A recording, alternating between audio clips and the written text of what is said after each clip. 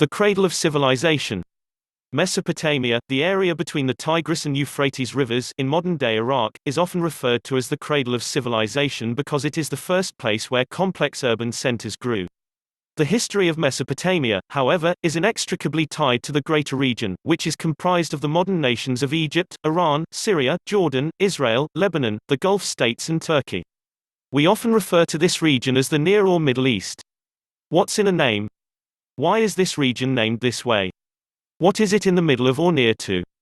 It is the proximity of these countries to the west, to Europe, that led this area to be termed the Near East. Ancient Near Eastern art has long been part of the history of Western art, but history didn't have to be written this way. It is largely because of the West's interests in the biblical Holy Land that ancient Near Eastern materials have been regarded as part of the Western canon of the history of art.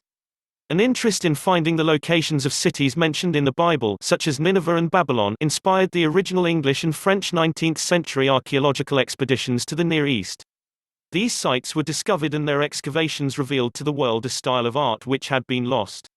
The excavations inspired the Nineveh court at the 1851 World's Fair in London and a style of decorative art and architecture called Assyrian Revival. Ancient Near Eastern art remains popular today. In 2007, a 2.25-inch high, early 3rd millennium limestone sculpture, the Genol Lioness, was sold for $57.2 million, the second most expensive piece of sculpture sold at that time. A complex history. The history of the ancient Near East is complex and the names of rulers and locations are often difficult to read, pronounce and spell. Moreover, this is a part of the world which today remains remote from the West culturally while political tensions have impeded mutual understanding. However, once you get a handle on the general geography of the area and its history, the art reveals itself as uniquely beautiful, intimate and fascinating in its complexity. Geography and the growth of cities.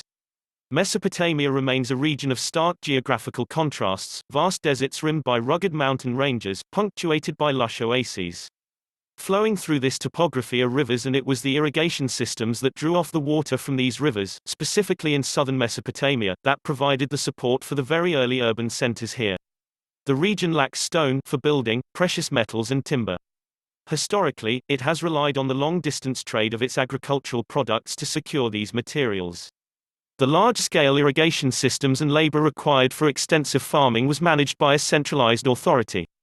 The early development of this authority, over large numbers of people in an urban center, is really what distinguishes Mesopotamia and gives it a special position in the history of Western culture.